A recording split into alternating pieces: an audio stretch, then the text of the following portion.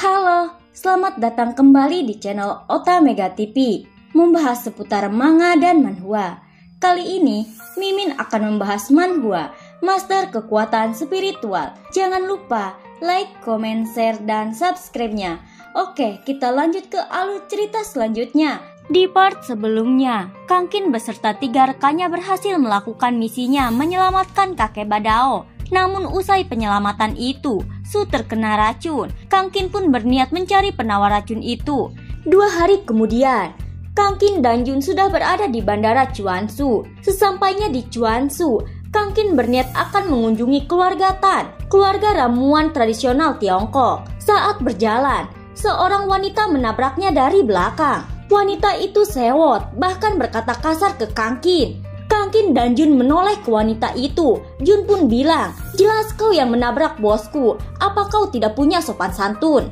Wanita itu pun tambah kesal menjawab, "Beraninya kau bilang itu kepadaku." Tiba-tiba datang seorang pria memanggil wanita itu. Pria itu bernama Yujun. Pria itu sengaja datang ke bandara untuk menjemput pujaan hatinya. Namun wanita itu sangat risih kepada Yujun. Yujun selalu mengusiknya dimanapun ia berada. Saat wanita itu mendengar Jun mengajak Kangkin ke keluarga Tan, wanita itu langsung memiliki ide. Wanita itu lalu menghadang dan memanggil Kangkin sayang. Wanita itu lalu memberitahu namanya. Wanita itu bernama Tan Ruhuan. Mereka berdua bingung apa yang sedang dilakukan wanita itu. Wanita itu sengaja menjadikan mereka sebagai tameng. Dengan begitu mereka bisa masuk ke keluarga Tan. Nona Huan menggandeng dan meminta bantuan Kangkin agar bisa menyingkirkan pria menyebalkan itu. Yujun shock mendengar Huan memperkenalkan Kangkin sebagai calon suaminya. Yujun kecewa tak habis pikir Huan memilih pria kampungan itu. Yujun lalu menantang Kangkin pergi bersama ke kediaman Tan. Yujun juga akan memperlihatkan posisi Kangkin yang sebenarnya di keluarga Tan. Karena Yujun dan Huan telah disetujui oleh keluarga mereka. Huan lalu mengingatkan Yujun bahwa Yujun bukan siapa-siapanya. Yujun pun tidak perlu sombong dengan latar belakangnya itu. Mereka pun tidak harus menjadi anjingnya. Scene berpindah. Mereka berempat tiba di kediaman Tan. Huan lalu masuk ke kediamannya. Ayah Tan senang melihat putrinya sudah pulang. Saat Huan menghampiri ayahnya, ayahnya malah langsung menyambut Yujun. Mereka pun terlihat sangat akrab. Sementara Kangkin terkejut melihat berbagai macam tanaman langka di halaman itu. Dan ada di antaranya tanaman tangan iblis dan medusa Habenaria. Kangkin juga tidak menyangka keluarga Tan sangat berbakat. Semua tanaman itu bahan obat yang pernah Kangkin lihat di buku yang kakek tua berikan. Huan lalu menggandeng Kangkin dan memperkenalkan Kangkin ke ayah Tan sebagai pacarnya. Ayah Tan terlihat jelas sangat tidak suka terhadap Kangkin. Ayah Tan pun tidak setuju lalu menarik putrinya dari Kangkin. Kemudian ayah Tan menyuruh pengawal untuk mengusir Kangkin. Tidak hanya itu, ayah Tan juga menghina Kangkin. Huan marah menentang ayah Tan dan tidak mau dijodohkan dengan Yujun, pria pilihan ayahnya itu. Ayah Tan menampar Huan karena telah melawan. Ayah Tan juga tidak akan pernah membiarkan Huan bersama pria yang tidak jelas latar belakangnya itu. Sementara itu Kangkin menghajar pengawal yang akan menyerangnya. Kangkin juga tidak menyangka pimpinan Tan akan memperlakukan tamunya seperti itu. Melihat semua pengawal itu dikalahkan Kangkin, Yujun pun mencoba menyerang Kangkin, namun dengan kekuatan Kangkin, Yujun yang lemah langsung tersungkur. Setelah itu Kangkin memberitahu ayah Tan, ia tadinya berniat berbisnis dengan keluarga Tan. Namun sayangnya ayah Tan terlalu angkuh terhadap mereka. Mereka pun akan mencari orang lain sebagai penggantinya. Mereka berdua pergi meninggalkan kediaman Tan. Ayah Tan mencoba menahan Huan yang akan mengejar Kangkin. Huan kecewa dengan sikap ayahnya. Huan bilang, semenjak kakek Tan tidak ada, ayah Tan semakin menjadi-jadi. Huan pun masih ingat kejadian yang menimpa kakak kandungnya itu sampai mati mengenaskan. Karena menikah dijodohkan. Huan marah sampai mati pun Huan tidak akan menikah dengan pria bermarga Sun. Huan pun kabur. Ia pun bertekad akan menemukan kakek dan membawanya kembali untuk meminta keadilan darinya. Setelah semuanya pergi, Yujun pamit ke ayah Tan untuk mengurus Kangkin dahulu. Yujun pun meminta ayah Tan untuk bicara mengenainya dan putrinya itu agar mau menikah dengan Yujun. Selain akan membunuh Kangkin, Yujun punya rencana jahat terhadap kakek Tan. Karena Yujun khawatir rencananya akan rusak jika kakek Tan kembali. Yujun pun tidak akan membiarkan kakek Tan kembali ke Chuansu hidup-hidup. Malam harinya, Kang Qin sudah berada di hotel kota Chuansu. Kang Qin kepikiran di mana lagi ia harus mencari obat untuk menyembuhkan Su. Sedangkan semua toko obat di sana tidak menjual obat yang Kang Qin cari. Namun Kang Qin ingat penjual toko obat itu bilang, besok akan ada pelelangan bahan obat. Mungkin Kang Qin dapat menemukan obat itu di sana. Esok paginya, Kang Qin dan Jun sudah ada di rumah pelelangan. Namun mereka tidak mendapatkan apapun di pelelangan itu. Obat yang mereka cari pun tidak ada. Mereka pun bingung harus kemana lagi mereka bertanya. Tak lama Huan datang menghampiri mereka berdua. Huan sangat senang akhirnya ia menemukan Kang Qin. Huan pun bertanya ke Kang Qin, kenapa Kang Qin tidak mencarinya? Padahal keluargaku keluarga ramuan obat nomor 1 di Chuansu. Kang Qin pun tidak punya waktu untuk bermain-main dengan Huan. Ketika Jun dan Kang Qin bergegas, Huan bilang, kau mau tetesan embun Jiujing kan? Kang Qin mendengar itu lalu menoleh sembari menjawab, kau punya. Huan memberitahu dirinya tidak punya, namun kakeknya secara pribadi mendirikan toko obat kecil. Mungkin ada obat itu. Sampainya mereka bertiga di toko obat, Huan lalu menanyakan obat itu ke pegawai toko. Pegawai toko itu bilang, obat itu ada namun cukup mahal. Kang Qin tidak mempermasalahkan berapapun harganya, mahal pun akan ia beli. Pegawai toko itu kemudian menyuruh rekannya untuk mengambilkan obat itu. Namun obat itu sudah ada yang beli dan tidak ada lagi. Kang Qin pun kekeh menanyakan siapa yang membeli obat itu.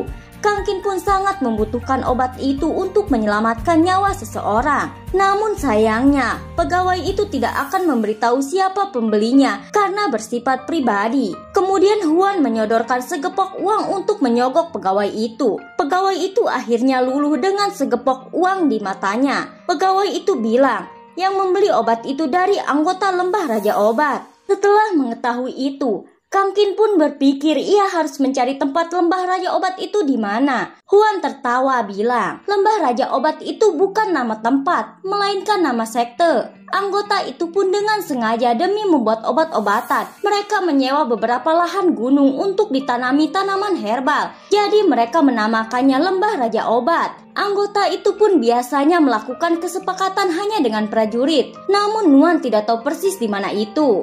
Tak lama Huan melihat ke ponselnya. Huan lalu bilang ke Kang Qin, kakekku segera tiba di bandara. Kakekku juga punya banyak koneksi di sini. Pasti tahu lembah Raja Obat itu. Apa kau ingin ikut denganku? Sesampainya mereka di bandara Chuansu, di sana sudah ada Kaketan. Kaketan senang melihat cucunya itu menjemputnya. Saat akan menghampiri Huan, Kaketan menyeberang jalan, namun ada mobil yang akan menghantamnya. Huan pun panik melihat kakeknya itu akan tertabrak. Mobil itu pun seketika ringsek setelah menabrak pembatas jalan. Huan pun segera berlari menghampiri kakeknya. Namun Kaketan telah bersama Kang Qin. Kang Qin dengan secepat kilat telah menyelamatkan kakek. Huan pun menangis, terharu kakeknya ternyata selamat. Kang Qin curiga ada yang sengaja ingin mencelakai Kaketan.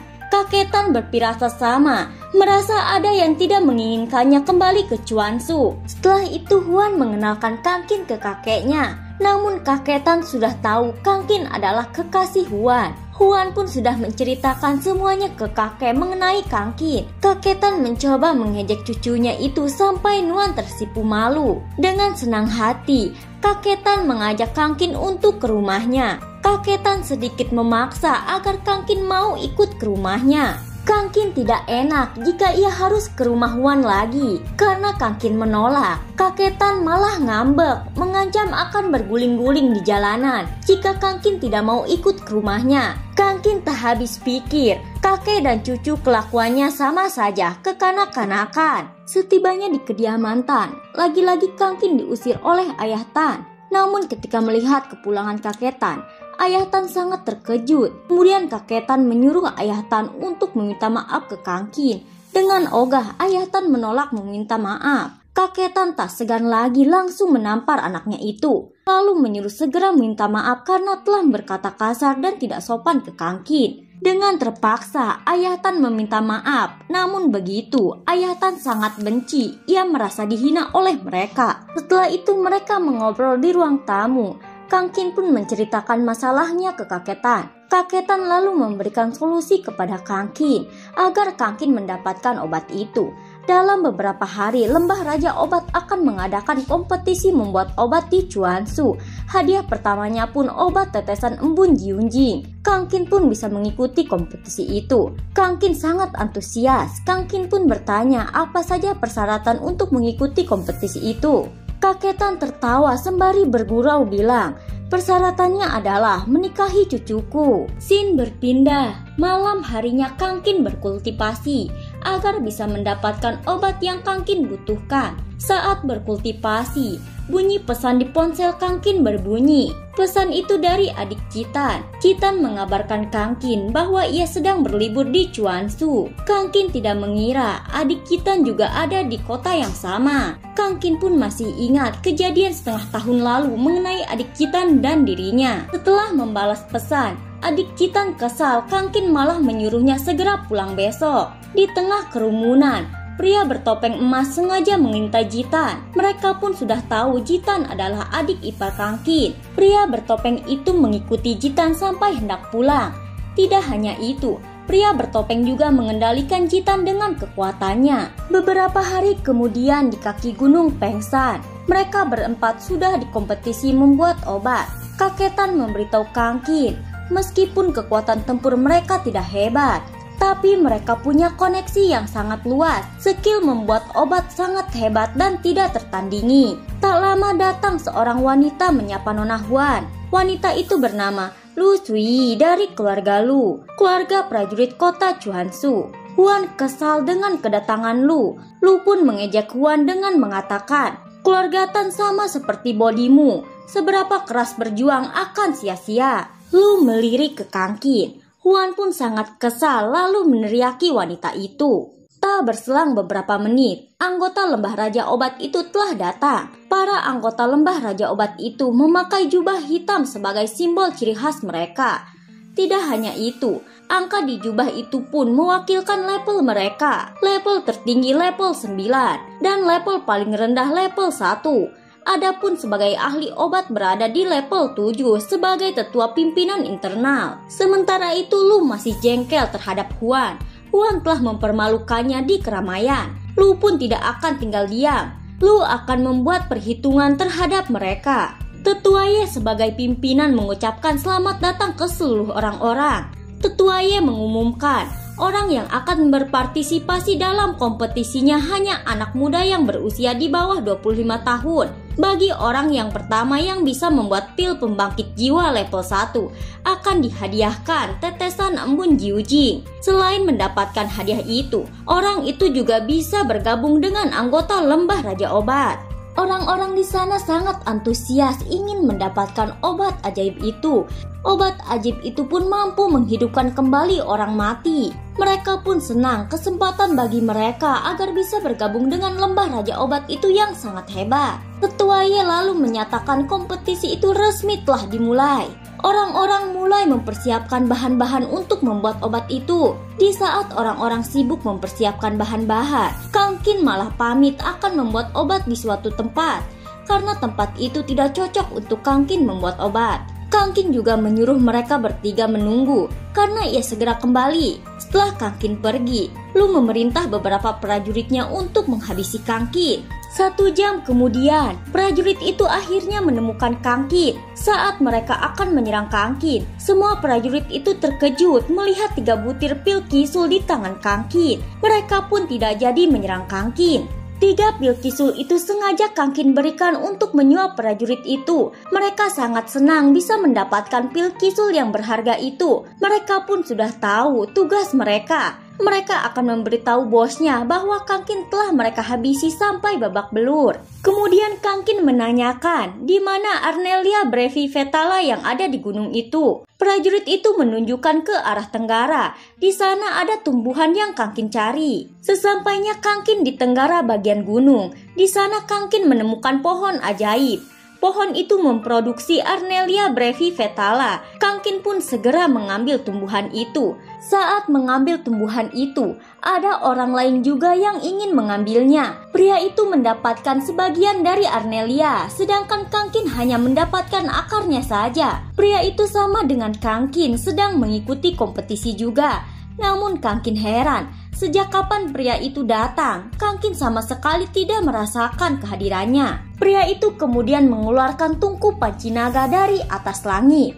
Panci ajaib itu pun hanya akan muncul di dunia jika keluarga Ning yang mengeluarkannya. Meskipun keluarga Ning bukan keluarga yang menonjol, namun keluarga Ning masih termasuk salah satu dari 4 keluarga besar. Energi panci ajaib itu sangat kuat sampai terlihat dari kejauhan. Orang-orang yang melihat energi itu penasaran apa yang terjadi di sana. Mereka pun bergegas ke tempat itu. Sesampainya mereka di sana, mereka takjub melihat tungku panci naga itu. Tetua Ye memberi hormat ke pria dari keluarga Ning. Pria itu pun murid dari pimpinan keluarga Ning yang diangkat sejak 20 tahun yang lalu saat pria itu masih kecil. Sementara itu Kangkin membuat pil obat dengan cara memasukkan bahan-bahan itu ke dalam bola tanah, seperti anjing mengubur kotorannya, sehingga orang-orang yang melihat itu menertawakannya. Tetua Ye tidak menyangka Kangkin bisa datang ke sana.